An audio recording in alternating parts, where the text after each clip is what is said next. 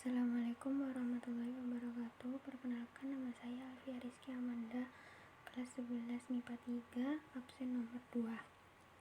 Mekanisme indera penglihatan.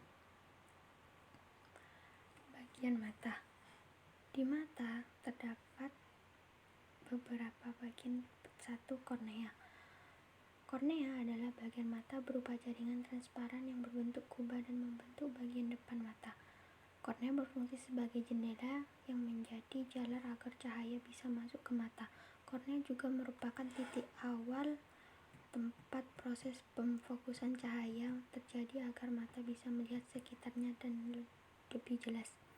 2. Aqueous humor. Di belakang kornea terdapat cairan bening yang disebut sebagai aqueous humor yang membantu penyaluran nutrisi ke jaringan-jaringan di mata.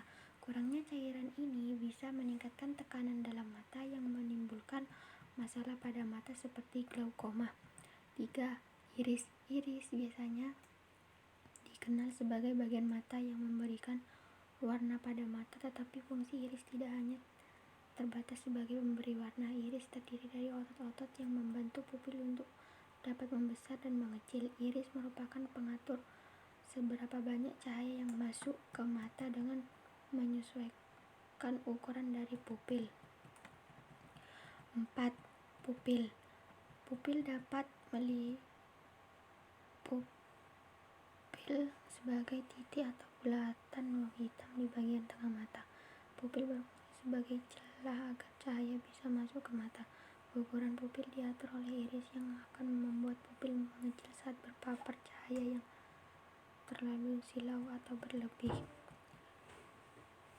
5.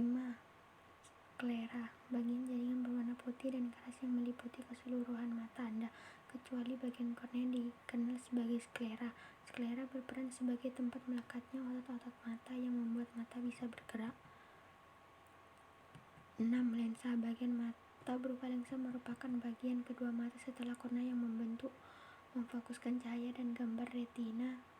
Lensa mata terdiri dari berbagai jaringan transparan yang fleksibel dan terletak di belakang iris dan pupil.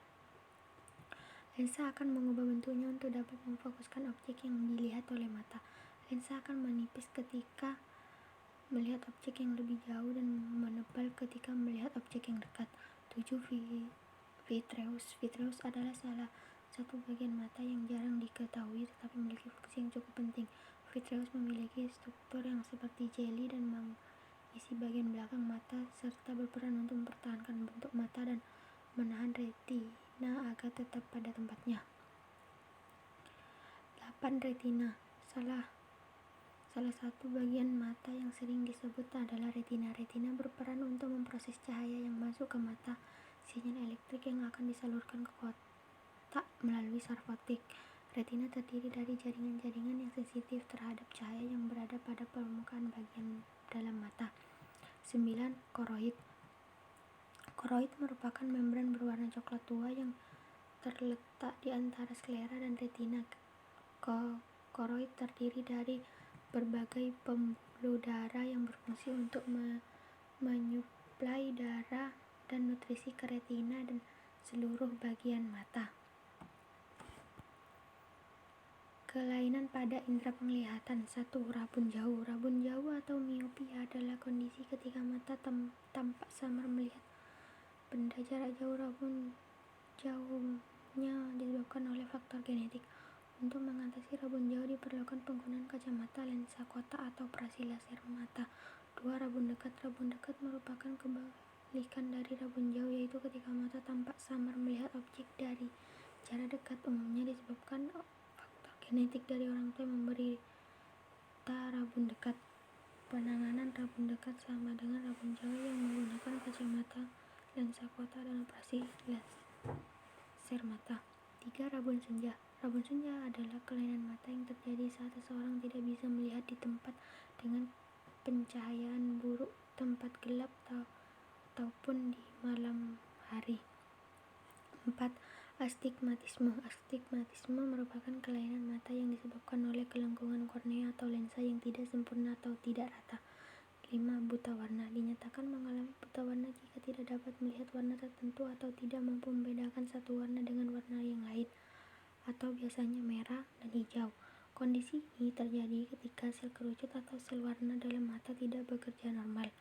6. Glaukoma. Glaukoma adalah penyakit gangguan pada saraf penglihatan akibat peningkatan tekanan di dalam bola mata.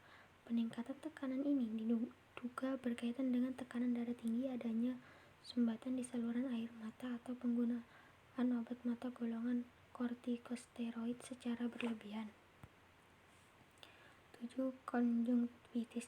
Konjungtivitis atau sering disebut pink eye merupakan kelainan mata yang terjadi karena peradangan pada konjungtiva atau selaput tipis yang melapisi bola mata dengan kelopak mata bagian dalam. Kondisi ini biasanya disebabkan oleh bakteri, virus, alergi, hingga paparan asap rokok, debu, atau barang kosmetik tertentu.